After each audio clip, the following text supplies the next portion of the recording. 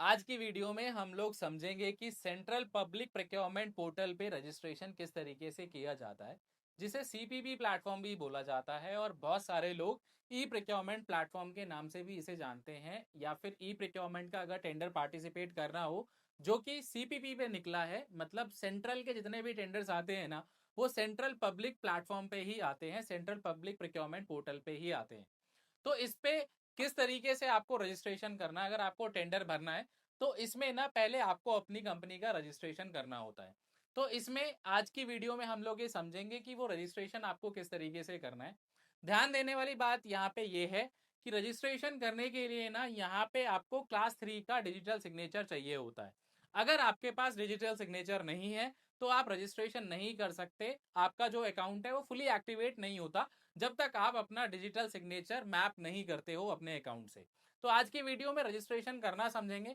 Registration करने के लिए ना आपको बेसिक डिटेल्स की ही जरूरत होती है। मतलब आपको अपनी कंपनी से रिलेटेड कुछ इंफॉर्मेशन पता होनी चाहिए, जैसे एड्रेस क्या है, पैन कार्ड क्या है, रजिस्ट्रेशन नंबर क्या है, कौन ऑथराइज पर्सन बनेगा, ये सारी डिटेल्स आप गैदर कर लें और उसके बाद रजिस्ट्रेशन करें। और किस तरीके से ये रजिस्ट्रेशन होता है, आइए आपको आगे जाके वीडियो में बताता हूँ। तो रजिस्ट्रेशन करने के लिए ना सबसे पहले आपको वेबसाइट को ओपन करना है। सीपीपी प्लेटफॉर्म को ओपन करेंगे। वेबसाइट को ओपन कर लिया। ओपन करने के बाद यहाँ पे राइट हैंड साइड पे आप देखेंगे तो ऑनलाइन बिडर एनरोलमेंट का ऑप्शन आपको दिया गया है। इसके ऊपर जाएंगे। इसके ऊपर जाने के बाद हमारा जो रजिस्ट्रेशन का जो प्रोसेस है वो स्टार्ट हो जाता है। ध्यान रखिएगा, रजिस्ट्रेशन आपका कंप्लीट तभी होगा जब आपके पास क्लास 3 का डिजिटल सिग्नेचर होगा। अगर आपके पास क्लास 3 का डिजिटल सिग्नेचर नहीं है तो पहले आप उसे बना लीजिए। उसे बनाने के बाद ही रजिस्ट्रेशन करिएगा। अब यहाँ पे सबसे पहले लॉगिन आईडी डालनी है आपको। मतलब जो भी लॉगिन आईडी या फिर जो ईमेल आईडी आगे जाके यूज करने वाले हैं, या फिर जो भी आप आगे जाके अपने प्लेटफॉर्म को लॉगिन करेंगे और उसके लिए जो भी लॉगिन आईडी पासवर्ड रखना चाहते हैं वो आप यहाँ पे डाल सकते हैं। और इसमें आपको एक ईमेल आईडी का ही यूज करना होता है। जैसे गवर्नमेंट ई मार्केट प्लेस की तरह जरूरी नहीं है कि आप ईमेल आईडी यूज करें ना करें, कोई भी आप आईडी वहां पे बना पाते हैं। लेकिन सीपीपी प्लेटफॉर्म पे आपको एक ईमेल एड्रेस ही यहाँ पे डालना होता है जो भी आप यहाँ पे रजिस्टर करना चाहते हैं। तो जो भी ईमेल एड्रेस आप रजिस्टर करना चाहते हैं वो आप यहाँ पे डालेंगे, जैसे मैंने यहाँ पे डाला। और जो भी आपका कॉरस्पॉन्डेंस ईमेल आईडी है वो भी आप यहाँ पे डाल सकते हैं।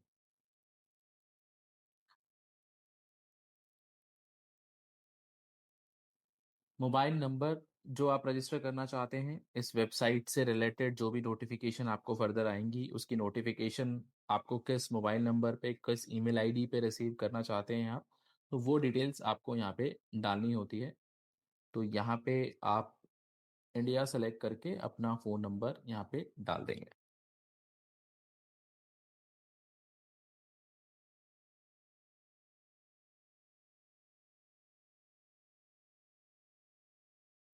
जो आपकी कंपनी का नेम है, कंपनी का नेम आप डालेंगे यहाँ पे।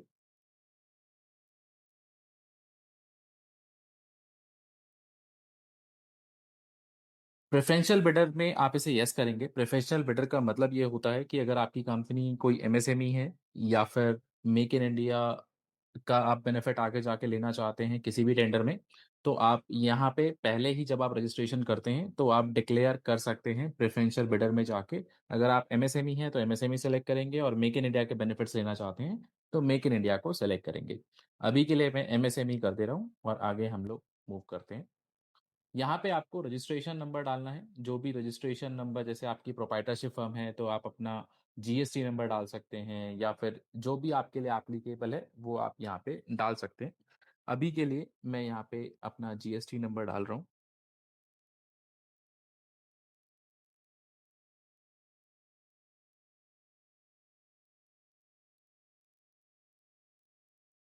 आपको अपना एड्रेस डालना है, जो भी आपके ऑफिस का एड्रेस है वो आप यहाँ पे डालेंगे।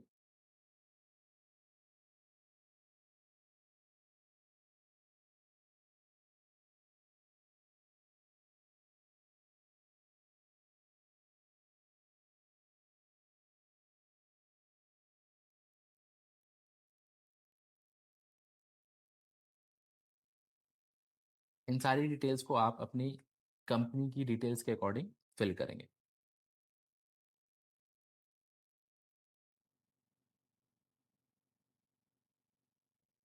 पार्टनर्स के नेम आपको यहाँ पे देने हैं, डायरेक्टर्स के नेम देने हैं। अगर आपकी प्रोप्राइटरशिप फर्म है तो खाली आप अपना देंगे। पार्टनरशिप है, प्राइवेट लिमिटेड है, एलएलपी है जहाँ पे एक से ज़्यादा डायरेक्टर है, तो उनकी डिटेल्स आप यहाँ पे डालेंगे। पहले अपना नाम डालेंगे और नीचे एंटर करके आप दूसरे डायरेक्टर का या फिर पार्टनर का नेम यहाँ पे डाल सकते हैं।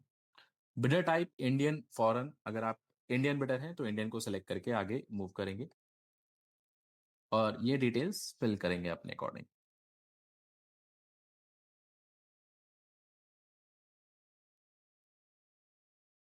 जो भी पोस्टल कोड है वो आप यहाँ पे डालेंगे। पैन नंबर डालेंगे। आपका प्रोप्राइटरशिप केस में जो पर्सनल इंडिविजुअल का पैन कार्ड होता है वही चाहता है, but in case of private limited, LLP और पार्टनरशिप कंपनी का पैन कार्ड अलग से आता है। तो जो भी आपका कंपनी का पैन कार्ड है वो आप यहाँ पे डाल के सेव करेंगे। एस्टैब्लिशमेंट ईयर, कब कंपनी स्टार्ट हुई थी उसकी डिटेल्स यहाँ पे आप डालेंगे। नेचर ऑफ बिजनेस क्या है वो आप यहाँ पे डालेंगे। प्राइवेट लिमिटेड कंपनी है तो लिमिटेड कंपनी मैंने सेलेक्ट कर लिया। आपकी प्रोप्राइटरशिप है, पार्टनरशिप है तो आप अपने अकॉर्डिंग यहाँ पे सेलेक्ट करेंगे। प्रोप्राइटरशिप वाले अदर्स में जाके अपना आगे मूव कर सकते हैं।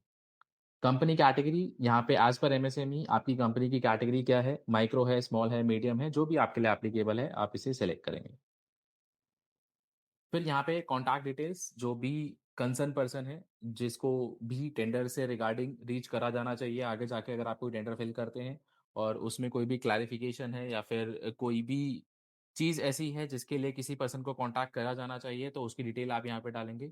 ज़रूरी नहीं है कि इसमें डायरेक्टर अपनी ही डिटेल्स डालें। आप अगर बिजी रहते हैं तो आप अपने किसी भी ऑथराइज पर्सन की डिटेल्स यहाँ पे डाल सकते हैं। अदरवाइज अगर आप अपनी डालना चाहते हैं तो अपनी भी डाल सकते हैं। ये डिटेल आप फिल करेंगे।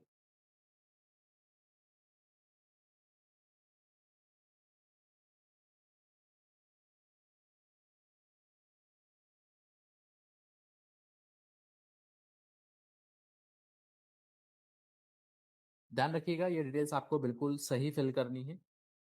और फ़ोन नंबर, अगर आपका कोई लैंडलाइन नंबर है तो वो आप डाल सकते हैं, नहीं है तो मैंडेटरी नहीं है, आप इसे स्किप भी कर सकते हैं।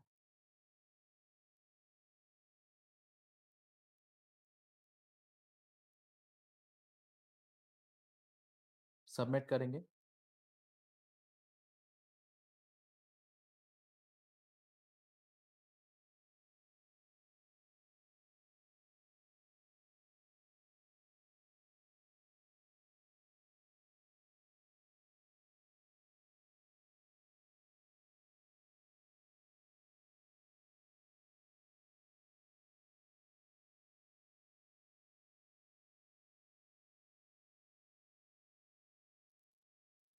ओके, तो यहाँ पे जो मैंने एड्रेस डाला है ना, यहाँ पे कोई भी स्पेशल कैरेक्टर यहाँ पे यूज़ नहीं होगा। जैसे मैंने यहाँ पे एंड डाल दिया था, तो मैं यहाँ पे एंड वैसे कर देता हूँ। और कोई भी स्पेशल कैरेक्टर आप यहाँ पे यूज़ नहीं कर सकते हैं, तो मैं यहाँ पे कॉमा वगैरह भी हटा देता हूँ।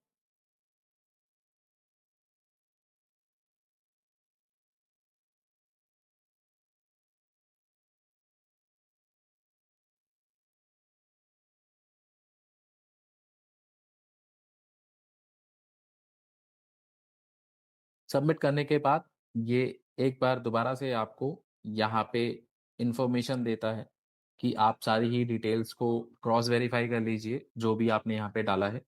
और कोई भी मिस्टेक है तो आप उसे सही कर सकते हैं।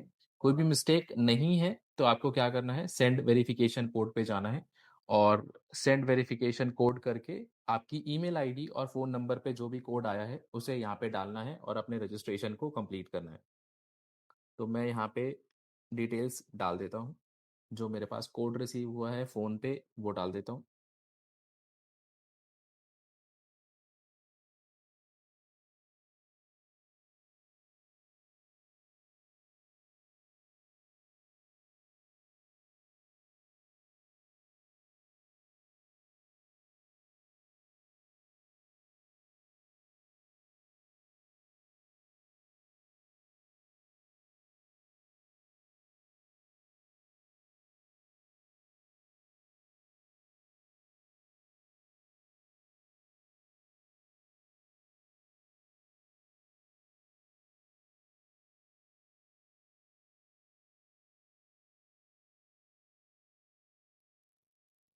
आपको कोड डालना है और अपने लिए यहाँ पे पासवर्ड जनरेट करना है। तो जो भी कोड है और पासवर्ड है वो आप यहाँ पे डालेंगे।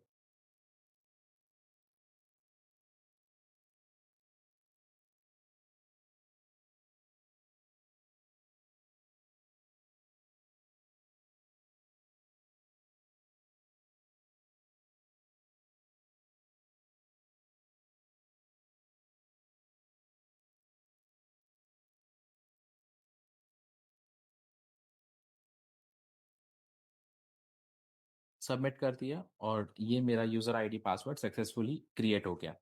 तो दोस्तों कुछ इस तरीके से आपको सीपीपी प्लेटफॉर्म पे रजिस्ट्रेशन करना है। रजिस्ट्रेशन सक्सेसफुली होने के बाद जो भी यूजर आईडी पासवर्ड आपने क्रिएट किया है उसे आप यूज करके अपने प्लेटफॉर्म पे लॉगिन करते हैं, अपनी आईडी में लॉगिन करते हैं। उसके बाद आपको डीएससी मैप करना होता है। डीएससी मैपिंग किस तरीके से होगी उसका एक वीडियो मैं आपको प्रॉपरली बना दूंगा, और उसमें ना जावा से रिलेटेड क्या सेटिंग्स आपको करनी होती है उसके ऊपर एक प्रॉपर डिटेल वीडियो मैं आप लोगों के लिए जल्दी अपलोड कर दूंगा। और उसके बाद हम लोग जाएंगे कि कैसे आपको सेंट्रल पब्लिक प्लेटफॉर्म पे, सेंट्रल पब्लिक प्रोक्योरमेंट प्लेटफॉर्म पे टेंडर किस तरीके से डाउनलोड करना है, सर्च किस तरीके से करना है और टेंडर को सबमिट किस तरीके से करना है। तो जल्दी मिलेंगे एक नई वीडियो के साथ, तब तक के लिए थैंक यू सो मच।